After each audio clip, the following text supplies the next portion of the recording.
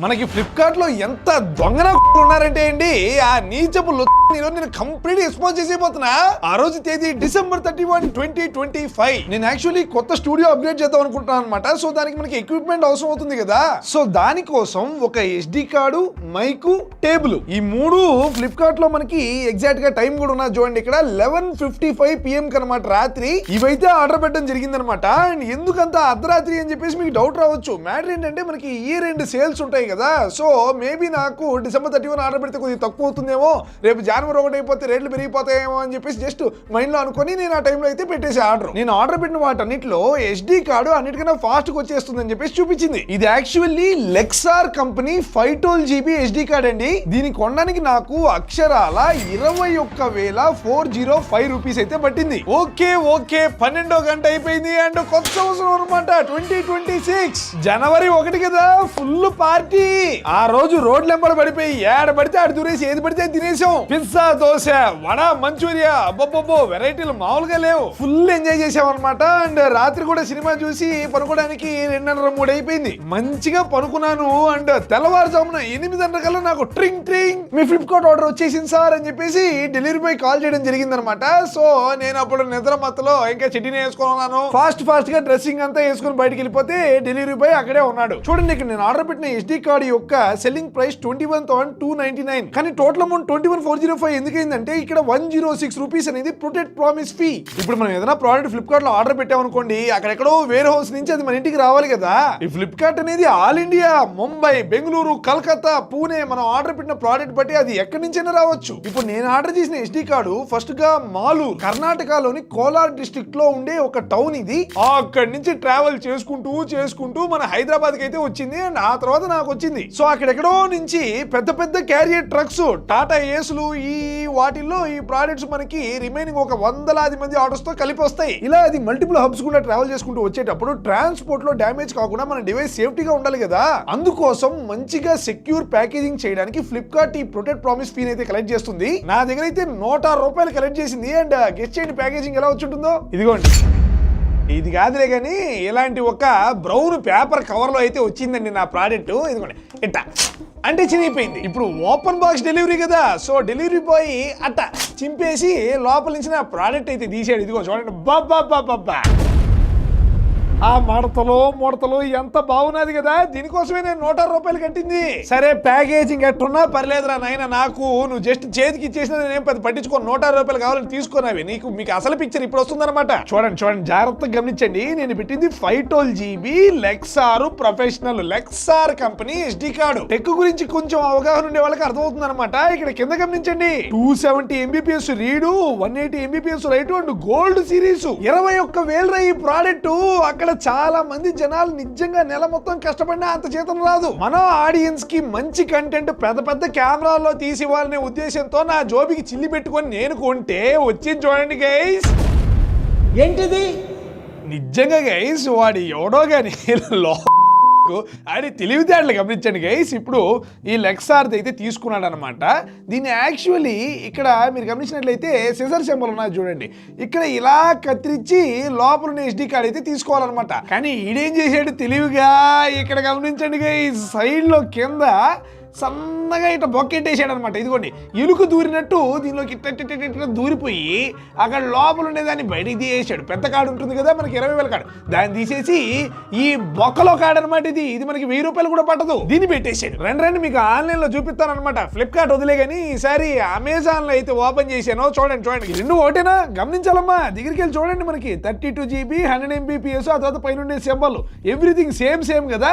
దీని ధర ఎంత మనకి 775 రూపాయలు అంటారా. మామూలుగా ఈ శాండిస్క్ ఇది కంపెనీ అయితే మంచిదే అండి, మేము కూడా వాడతాము. కాకపోతే ఫోటోలు తీయడానికి వాడుతూ ఉంటాం మా స్టూడియోలో. అంటే ఈ స్కామర్ యొక్క తెలివితేటలు ఎలా ఉన్నాయంటే, మనకి బయట ఉండే అట్టపెట్ట లెక్సార్దే. నాకు కన్ఫర్మ్ గా తెలియదు కానీ ఇక్కడ ఒక బార్ కోడ్ ఉన్నది చూసారా, ఇది డెలివరీ ఏజెంట్ ప్రోడక్ట్ ఐడెంటిఫై చేయడానికి అనుకుంటాను. ఒకవేళ కనుక డెలివరీ బాయ్ దీన్ని స్కాన్ చేస్తే లెక్సార్ అనే చూపిస్తుంది, కానీ లోపల ఉండేది మాత్రం శాండిస్క్.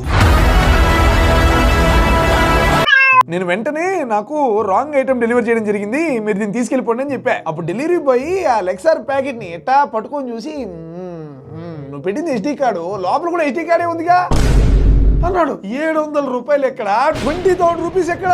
గోడలకు పాలకేసే పిల్లికి బెంగాల్ టైగర్ కి ఉన్నంత డిఫరెన్స్ ఉన్నది.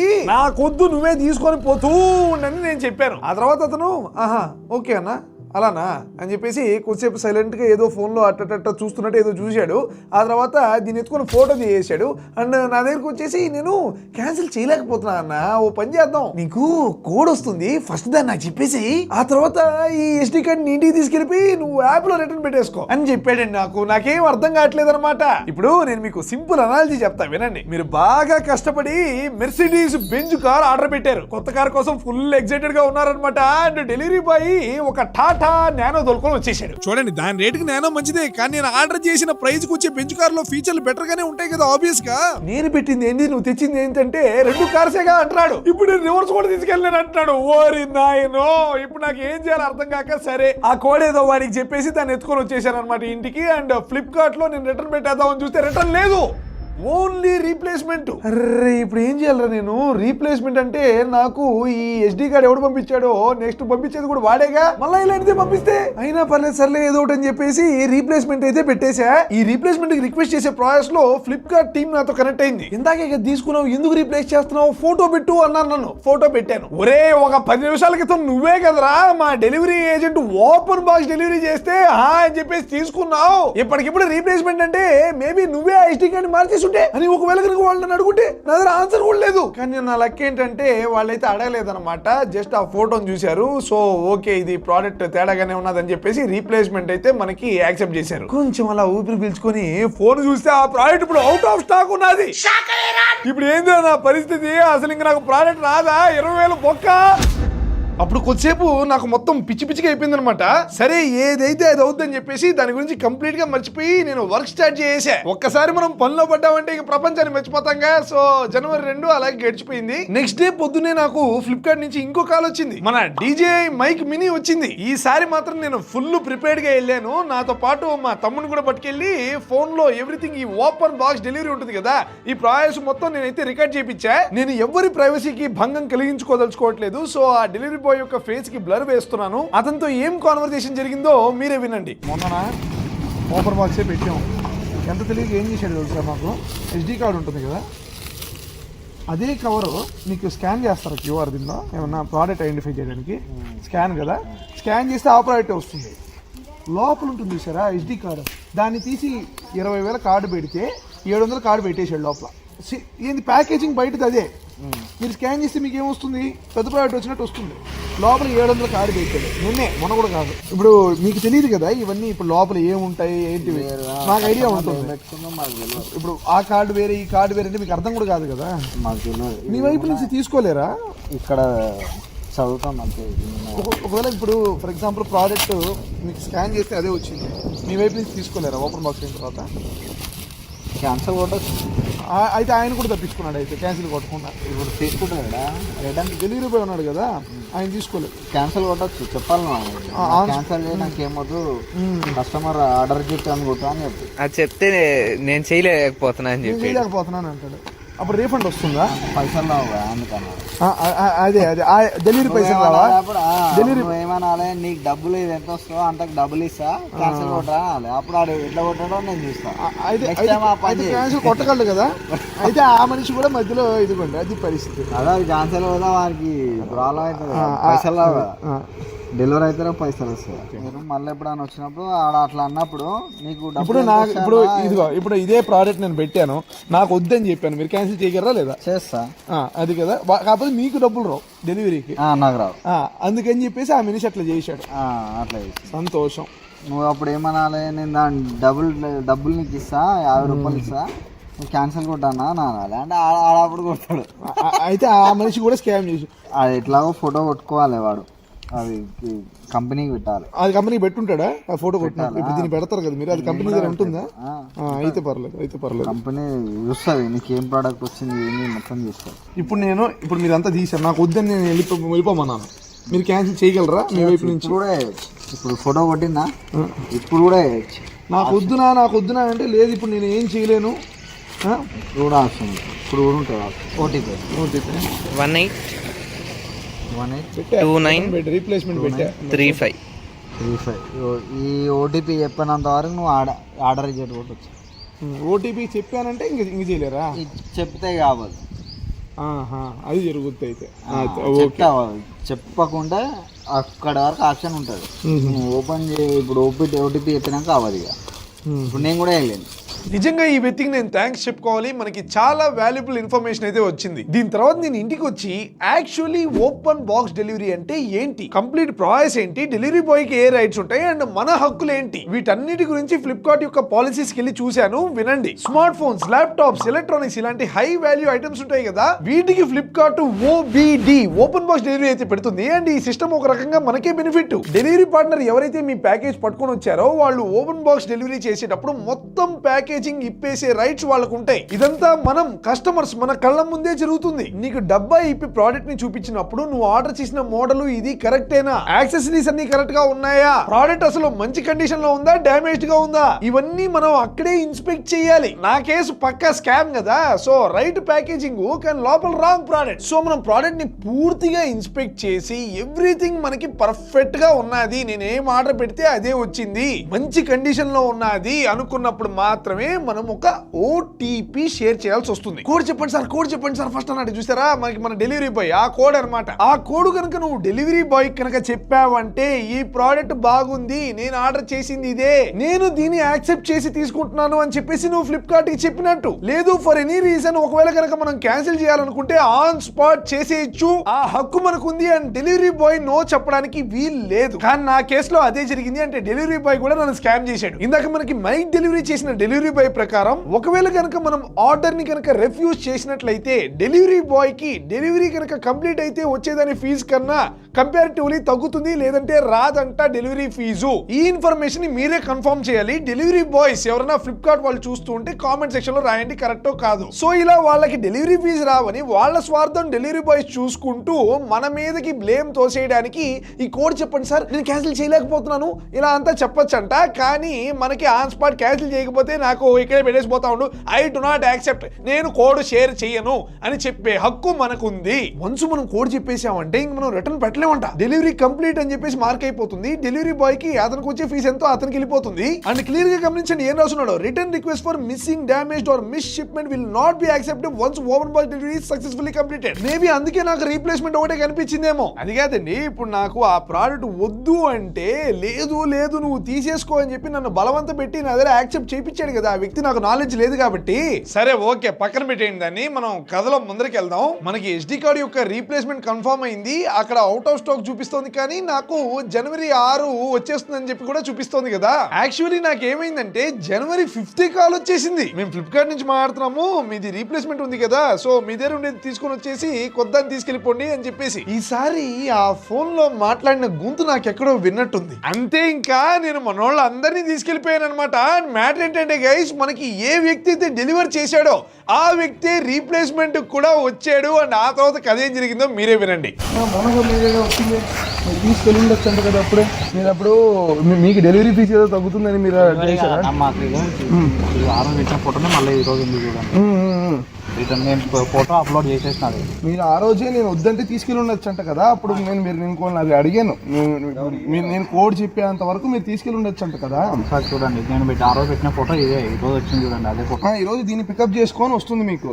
నేను వేరే డెలివరీ బాయ్స్ తో మాట్లాడాను, ఆ రోజు మీరే కదా వచ్చింది. ఎట్లా ఉండదు కాదు, ఇప్పుడు ఓపెన్ బాక్స్ చేసి నాకు వద్దంటే మీరు తీసుకెళ్ళొచ్చు కదా. ఓపెన్ బాక్స్ అంటే ఐటమ్ డ్యామేజ్ అయితే తీసుకుంటాం.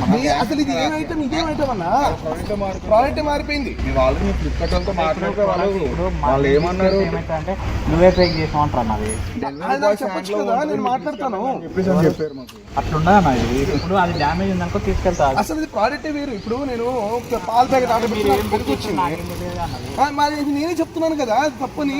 ఓపెన్ డెలివరీ ఏంటో తెలుసా ఒకటి, ఐటమ్ లోపల ఉందా లేదా, డ్యామేజ్ లేదు, ఐటమ్ లేదు, ఇది ఐటమ్ కాదు, అది ఐటమ్ కాదు, లేదు, వచ్చిన ఐటమ్ ఇది. మీరు తీసుకోవట్లేదు రెస్పాన్సిబిలిటీ. బేసిక్ గా మీకు ఏదో డెలివరీ ఫీజు తగ్గుతుందో ఏమో అని చెప్పేసి నాకు వచ్చేదానికి అంత 10 రూపాయలు మరి అది చెప్పు ఉండాలి.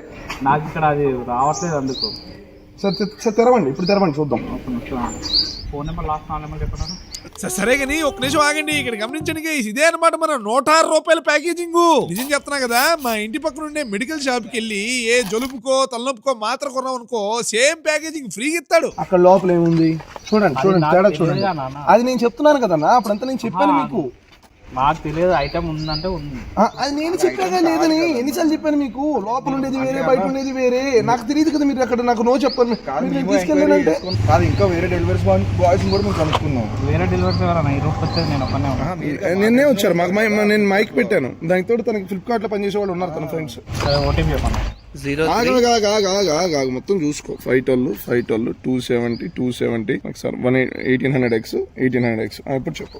03 90 40. సరేనా, ఇదైతే కరెక్ట్ కాదనా?